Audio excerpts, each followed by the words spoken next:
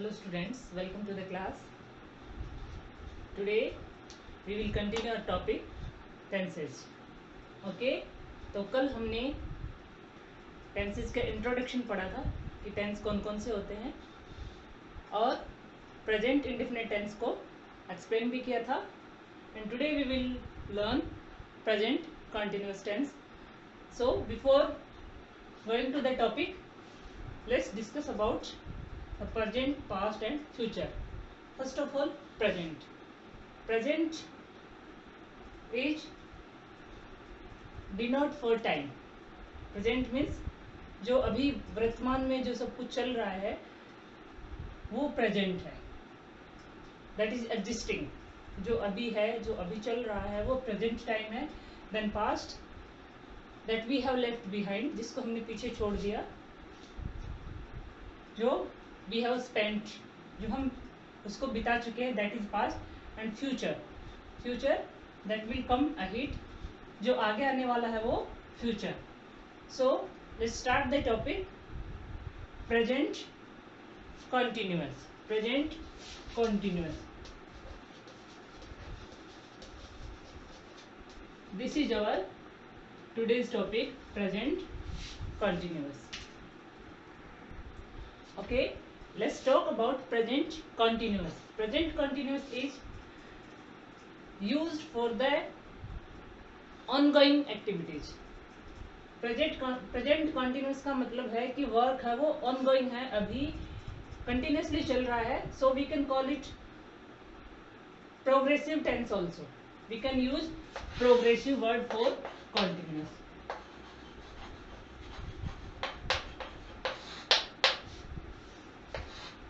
तो present continuous की अगर हम पहचान देखें तो हिंदी सेंटेंसेस में जैसे रहा है, रही है, रहे हैं, रहा हूँ, ये सब आता है.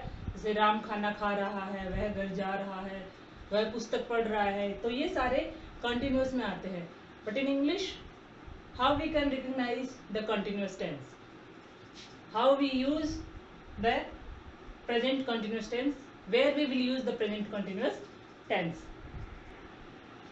पहचान की अगर हम बात करें तो हिंदी सेंटेंसेस के एंड में रहा है, रही है, रहा हूँ, रहे हैं आदि आते हैं. ये मैं हिंदी में इसलिए बता रही हूँ क्योंकि वी इंडियन, जब हम सुनते हैं, अगर हम इंग्लिश में भी सुन रहे हैं तो हम समझने के लिए उसको हिंदी में ट्रांसलेट करते हैं. और हमें अगर कुछ हिंदी में, इंग्लिश में बोलना भी है, इंग्लिश में लिखना, तो पहले हम सोचते हैं हिंदी में. तो उस हिंदी में समझने के लिए और सोचे हुए को इंग्लिश में ट्रांसलेट करने के लिए हमें हिंदी से इंग्लिश ट्रांसलेशन की जरूरत पड़ती है. इसलिए हिंदी में बताना ज़्यादा जरूरी है कि हिंदी में हमें एक्सप्लेन अगर होगा तो हम समझने के लिए भी उसको हिंदी में ट्रांसलेट करते हैं पहले. और जब हमें कुछ लिखना होता है तो पहले सोचते हैं हिंदी में, उसके बाद उसको इंग्लिश में ट्रांसलेट करते हैं. तो इसलिए मैं बता रही हूँ कि हिंदी सेंटेंसेस की हम अगर पहचान देखें तो प्रेजेंट कंटिन्यूअस जो है, प्रेजेंट कंटिन्यूअस जो सेंटेंस है, टेंस है, उसके हिंदी सेंटेंसेस के अंत में रहा है, रही है, रहा हूँ, रहे हैं आदि आते हैं. तो ये तो पहचान हुई हिंदी में. और इंग्लिश में तो हम डायरेक्ट सेंटेंस देखेंगे. सेंटेंस होता है he is going to market. क्या देखा हमने? is और ing, दो चीजें हमने इंग्लिश में देखी कि हेल्पिंग वर्ब is किसके साथ, he के साथ, और वर्ब की फर्स्ट फॉर्म के साथ, बेस फॉर्म के साथ ing. तो देखते हैं कि इंग्लिश में सबसे पहले हम ये देखेंगे कि हम यूज कहाँ करते हैं. Use of present continuous tense. Let's see the use of present continuous tense. The first one is something is happening now. कोई ऐसी चीज जो अभी at the time of speaking is going on. At the time of speaking is going on, कोई ऐसी चीज जो हमारे बोलते समय अभी भी गोइंग ऑन है, प्रोग्रेस में है. जैसे I am writing and you are studying. And second one is longer action in progress now. कोई ऐसा एक्शन जो बहुत लंबे समय तक चल रहा है, but now it is in progress. Such as मैं कहूँ I am working in KVS, कि मैं KVS में वर्क करती हूँ, and he is teaching in university, वह यूनिवर्सिटी में पढ़ा रहा है, पढ़ाता है। तो यहाँ पे जो लॉन्गर एक्शन है उनके लिए भी प्रेजेंट कंटिन्यूअस टेंस का यूज होता है। Then near future, near future के लिए भी जो शेड्यूल्ड प्लान होता है उसके लिए भी प्रेजेंट कंटिन्यूअस का यूज हम कर सकते हैं। जैसे I am going to party tonight, near future के लिए I am going to start the new chapter, तो ये नियर फ्यूचर के लिए भी हम प्रेजेंट कंटिन्यूअस का यूज कर सकते हैं। Then repetition and irritation with always, हमेशा हमेशा अगर कोई चीज होती है डेली डेली रिपीटेशन में होती है और कई बार इरिटेशन वाली भी होती है, तो उसके लिए भी हम प्रेजेंट कंटिन्यूअस टेंस का यूज करते हैं। जैसे कोई बच्चा रोज लेट आता है तो he is coming late always, तो वहां पे हमने क्या यूज किया, कमिंग लेट ऑलवेज, तो वहां पे भी हमने प्रेजेंट कंटिन्यूअस टेंस का यूज किया। तो अभी हमने देखा कि प्रेजेंट कंटिन्यूअस की हिंदी में पहचान क्या होती है। हिंदी में अगर हम कौन से सेंटेंस ऐसे हमारे दिमाग में आएंगे जिनको हम प्रेजेंट कंटिन्यूअस में लिखेंगे। हिंदी में अगर कोई सेंटेंस हमारे दिमाग में आता है कि वह खाना खा रहा है, वह घर जा रहा है, वह पढ़ाई कर रहा है, तो उसके लिए हम प्रेजेंट कंटिन्यूअस का यूज कर देंगे। इंग्लिश में अभी हमने देखा कि हमने कहाँ कहाँ यूज करना था कि कोई चीज़ जो हैपनिंग राइट नाउ, अभी कोई चीज़ हो रही है, उसके लिए हमने प्रेजेंट कंटिन्यूअस का यूज किया। Second one is longer action but now in progress, कि कोई ऐसा लॉन्गर एक्शन जो बहुत लंबे समय से चल रहा है but now it is in progress, कि अभी भी वो प्रोग्रेस में है। जैसे I am working in KVS, तो उसके लिए हम यूज करेंगे। Third one near future, near future में अगर कोई इंसिडेंट होने वाला है, कोई काम करने वाले हैं हम, तो उसके लिए हम प्रेजेंट कंटिन्यूअस का यूज करेंगे। फोर्थ वन था repetition and irritation for always, कि हमेशा कोई चीज रिपीटेशन में आती है और कोई चीज ऐसे इरिटेशन वाली भी होती है रोज रोज, तो उसके लिए हम क्या करेंगे, प्रेजेंट कंटिन्यूअस का यूज करेंगे। तो प्रेजेंट कंटिन्यूअस के यूज के बाद हम देखेंगे कि प्रेजेंट कंटिन्यूअस जो सेंटेंसेस होते हैं उसका स्ट्रक्चर क्या होता है, what is the structure. Structure means उसका सेंटेंस बनाने का फॉर्मूला क्या है, कहाँ पे हम सब्जेक्ट वर्ब ऑब्जेक्ट उनको यूज करेंगे, क्या उसका स्ट्रक्चर होगा, तो वो हम अभी देखते हैं। प्रेजेंट कंटिन्यूअस का स्ट्रक्चर होता है सब्जेक्ट प्लस, उसके बाद क्या नहीं चाहिए, क्योंकि इंडेफिनिट अगर हमने पढ़ा तो उसमें तो कोई हेल्पिंग वर्ब थी नहीं, अफर्मेटिव और असर्टिव जो सेंटेंस थे उसमें। लेकिन यहाँ पे प्रेजेंट कंटिन्यूअस में सिंपल सेंटेंसेज जो होते हैं, अफर्मेटिव जो सेंटेंसेज होते हैं, उनमें भी हेल्पिंग वर्ब होती है। और क्या होती है हेल्पिंग वर्ब, इज, आर और एम। सिंपली अगर हम तीनों के लिए लिखें तो हम लिखेंगे helping verb, helping verb, subject plus helping verb plus V first form of verb plus ING। कोई वर्ब अगर प्रोग्रेस में है, कंटिन्यूशन में चल रहा, तो उसके लिए हमेशा वर्ब की ING फॉर्म का यूज होता है। और ING हमेशा वर्ब की बेस फॉर्म के साथ लगता है, फर्स्ट फॉर्म के साथ लगता है, कभी भी सेकंड फॉर्म के साथ ING यूज नहीं होता है। तो V first plus ING plus object, और उसके बाद अगर कुछ बचता है, रिमेनिंग जो हमारा बचता है, तो वो रिमेनिंग पार्ट भी आ सकता है। तो ये था स्ट्रक्चर। कौन से का है स्ट्रक्चर, असर्टिव, असर्टिव, और हम बोलते हैं उसको अफर्मेटिव भी बोलते हैं, पॉजिटिव भी बोलते हैं, पॉजिटिव भी बोलते हैं। ये तो इसका स्ट्रक्चर था सिंपल सेंटेंस का, इसका स्ट्रक्चर था सिंपल सेंटेंस का। तो अभी हम एग्जांपल देखते हैं। Let's see the example number 1। Mohan is going to school, we are playing cricket, you are watching TV, I am writing on board. In these all sentences you are looking, first one is subject and the second one is verb, helping verb, second one is helping verb, and then we first plus ing, we first plus ing, then object, तो ये इसका structure है subject plus helping verb plus first form of verb with ING plus object. Is, are, am, these are the helping verb of present continuous. इनका use किस किस के साथ होगा वो मैं आपको बताऊंगी. इससे पहले मैं एक बात और बताना चाहती हूँ, जैसे going to school, writing on board, और भी बहुत सारे आते हैं. तो ये जो आते हैं बीच में, ये क्यों आते हैं? These are necessary to make the sentence meaningful. किसी भी सेंटेंसेस को मीनिंगफुल बनाने के लिए, उसका राइट सेंस निकालने के लिए ऐसे वर्ड यूज होते हैं. जैसे टू है, कई बार इन सबको क्या बोलते हैं, ये अलग अलग होते हैं. जैसे ये प्रीपोजिशन है, कई बार एडजेक्टिव भी आते हैं, कई एडवर्ब भी आते हैं सेंटेंस को मीनिंगफुल और राइट सेंस में लेने के लिए. Adjective, adverb, preposition, articles. जैसे he is eating an apple, an आया वो आर्टिकल है. तो ये सारे सेंटेंस को मीनिंगफुल बनाने के लिए, उसका राइट सेंस निकालने के लिए बहुत जरूरी होते हैं. तो ये सेंटेंस में आते हैं.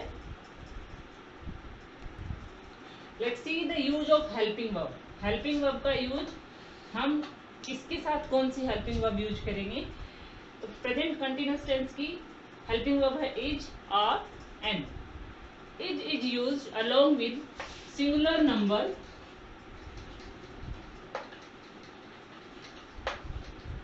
Third person.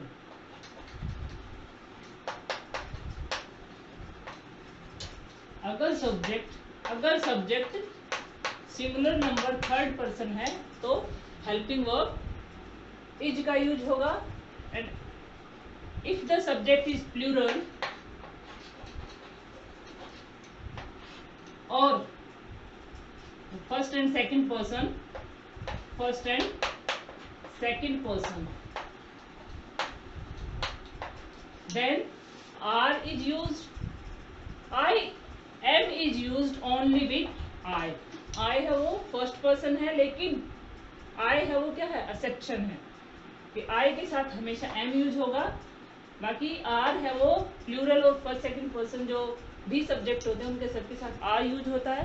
इज है वो सिंगुलर नंबर थर्ड पर्सन अगर हमारा सब्जेक्ट होता है तो वहां पे यूज होता है. कुछ एग्जांपल्स हम देखेंगे अभी.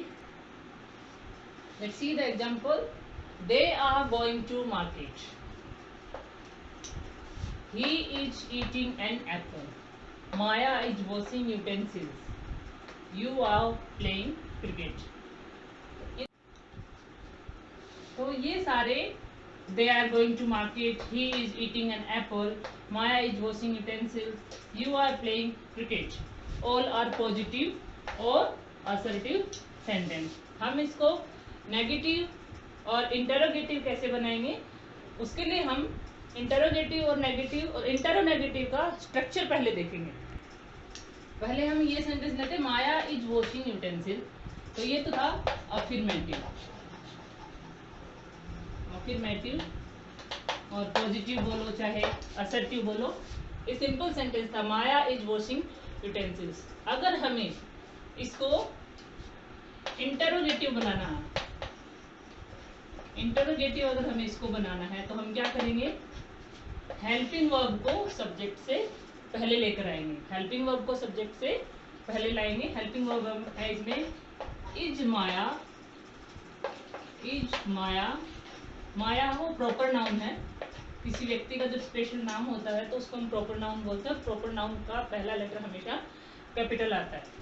Is Maya washing utensils.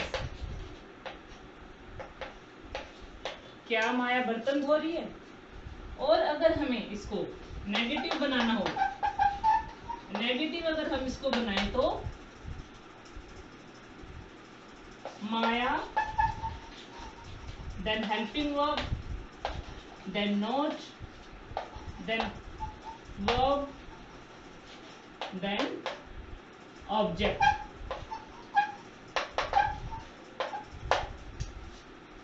Maya is not washing utensils. और अगर हमें इसको इंटरोनेगेटिव बनाना हो इंटेरोनेगेटिव अगर हमें इसको बनाना है तो हम दोनों काम करेंगे। हेल्पिंग वर्ब को सब्जेक्ट से पहले लेके आ जाएंगे, इज माया, और नोट हमेशा सेंटेंस में थर्ड नंबर पे रहेगा, तो सब्जेक्ट के जस्ट बाद नोट का यूज होगा। Is Maya not washing utensils, क्या माया बर्तन नहीं धो रही है। और इंटरोगेटिव और इंटरोनेगेटिव में क्वेश्चन मार्क हम एंड में लगाएंगे। तो इसका स्ट्रक्चर अगर हम देखें तो इसका स्ट्रक्चर हम देख सकते हैं कि इंटरोगेटिव का स्ट्रक्चर क्या बना, helping verb plus subject plus V first ING form plus object, ये तो बना इंटरोगेटिव का। नेगेटिव का क्या स्ट्रक्चर बना, subject plus helping verb plus not plus V first ING form plus object. और इंटरनेगेटिव का क्या बना, helping verb plus subject plus not plus V first ING form plus object. तो ये है structure of interrogative, structure of negative and structure of interronegative. Let's see the structure of one by one of sentences in present continuous tense. Subject plus is or am, or these all are helping verb. Subject plus helping verb plus be first ing form plus object. This is the structure of assertive or positive, or you can say affirmative sentences. Then structure of negative. Structure of negative sentences, subject plus helping verb is or am plus not plus be first ing form plus object. This is the structure of negative sentences. Then the structure of interrogative. Interrogative, helping verb comes first before the subject, helping verb plus subject plus be first ing form plus object, and then question mark. At last, the interrogative. Interrogative, helping verb comes first, helping verb plus subject plus not. Not is always in third number, always at the third number in the sentence. Not plus be first ing plus object and question mark. So these are the structure of all kind of sentences in present continuous tense. Let's see the examples. Example देखिए, they are singing, subject plus helping verb plus V first. Object इसमें है ही नहीं, object नहीं है, इसका मतलब ये sentence कौन सा है, किस तरह की वर्ब है, किस तरह की है, इंट्रांजिटिव। किस तरह की है, इंट्रांजिटिव, जिसमें वर्ब में जिस वर्ब के साथ ऑब्जेक्ट नहीं होता है, जिस सेंटेंस में ऑब्जेक्ट नहीं होता उसको इंट्रांजिटिव वर्ब बोलते हैं, इंट्रांजिटिव सेंटेंस बोलते हैं। तो इसमें बिना ऑब्जेक्ट के ये सेंटेंस है, दे आर सिंगिंग। अगर हम इसमें सब्जेक्ट लगाएं तो singing a song, they are singing a song. अब हम इसको चेंज करेंगे नेगेटिव में। नेगेटिव में चेंज करने के लिए क्या करेंगे, हेल्पिंग वर्ब के बाद नोट का यूज करेंगे। They are not singing a song, they are not singing a song। और अगर हमें इसको इंटरोगेटिव बनाना है तो हेल्पिंग वर्ब को बाहर निकाल दो। Are they singing a song, then question mark. और इंटरोगेटिव बनाना है तो same, are they not singing a song, क्या वो गाना नहीं गा रहे हैं। तो we can change from interrogative to negative, negative to interrogative, affirmative to negative, negative to affirmative, हम इनको चेंज कर सकते हैं। Now I am giving you some sentences to change them. Today I am giving you 2 sentences. Radha is not dancing and change into assertive. आपको इसको assertive बनाना है। assertive बनाने के लिए आपको क्या करना होगा, इसका नेगेटिव जो वर्ड है, इसका not है, वो हटा करके सेंटेंस बनाना है। They are playing football और इसको आपको change into interrogative, interrogative sentence बनाना है। तो ये आप बनाओगे और कमेंट बॉक्स में अपना आंसर लिखोगे। Thank you. I hope you like the video. Please subscribe my channel.